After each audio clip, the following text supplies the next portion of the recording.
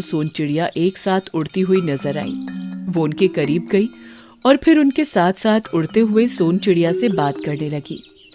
सोन चिड़िया, तुम तो टीनू चिड़िया के लिए सुनहरा फूल लेने गई थी ना, तो यहाँ क्या कर रही हो? माफ करना, लेकिन अब तुम लोग मेरी दोस्त नहीं हो। अब मेरी दोस्त सिर्फ मेरे जैसी ही दिखने वाली सोन चिड़िया है। तुम्हें अपनी खूबसूरती पर घमंड आ गया है। कोई बात नहीं, अगर तुम नहीं गई तो अब दिन निकल चुका है। मैं खुद उसके लिए वो फूल लेने जा रही हूँ। कहकर नीलू चिड़िया पहाड़ी की तरफ उड़ गई और फिर कुछ घंटों के बाद मुंह में सुनहरा फूल दबाए टीनू चिड़िया के पास पहुंची।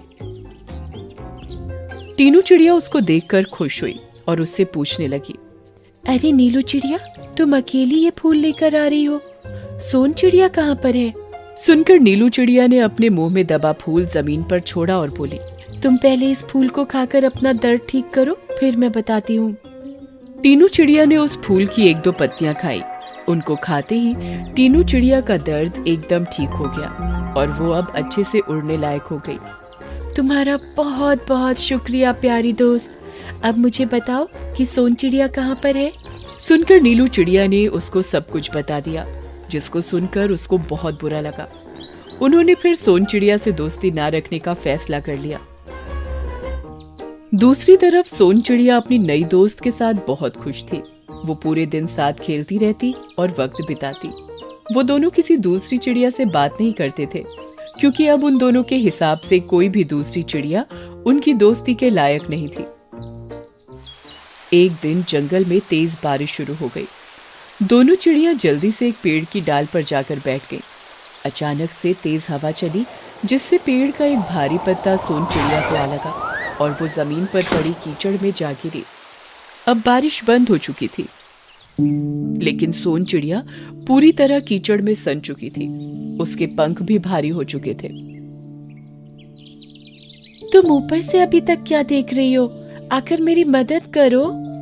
सुनकर नई सोन चिड़िया नीचे आई और बिना जमीन पर कदम रखे हुए बोली, अब तुम बदसूरत दिखने लगी हो। जब तक तुम दोबारा से सुनहरी नहीं हो जाती, तब तक मेरी दोस्ती के लायक नहीं हो। मैं अब भी वैसी ही हूँ, बस उड़ नहीं सकती।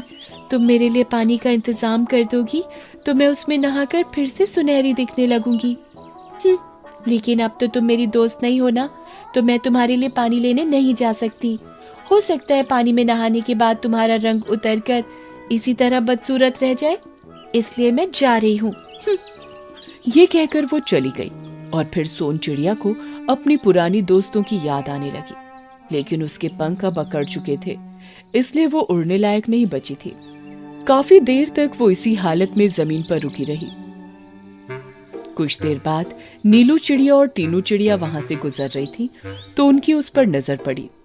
उसको देखकर वो दोनों उसके पास पहुंची। अरे, तुम तो कीचड़ में पूरी तरह सन चुकी हो, तुम इसमें कैसे गिर गई? टीनू चिड़िया और नीलू चिड़िया, तुमने मुझे पहचाना नहीं। मैं सोन चिड़िया हूँ।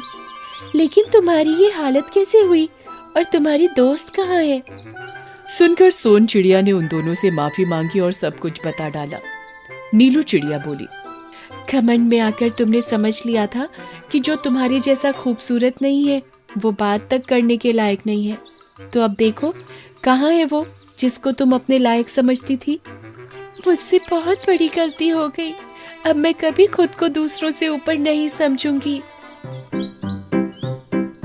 ये सुनकर नीलू चिड़िया और टीनू चिड़िया एक छोटी सी लकड़ी ढूंढ कर लाई और सोन चिड़िया को उसे चोंच में दबाने को कहा। जब सोन चिड़िया ने उसको बीच से चोंच में दबा लिया, तो उस लकड़ी के दोनों कोनों को नीलू चिड़िया और टीनू चिड़िया ने अपने पंजों में दबाया और फिर उसको लेकर फिजा में उड़ गईं। तालाब के पास पहुंचकर उन्होंने उसको पानी में डुबाया और फिर दोबारा से ऊपर खींच लिया। ऐसा करने से उसके शरीर और पंखों पर लगी कीचड़ हट गई और वो फिर से खूबसूरत होकर उड़ने लायक हो गई। फिर वो उन दोनों के साथ फिर से उस जगह चली गई जहां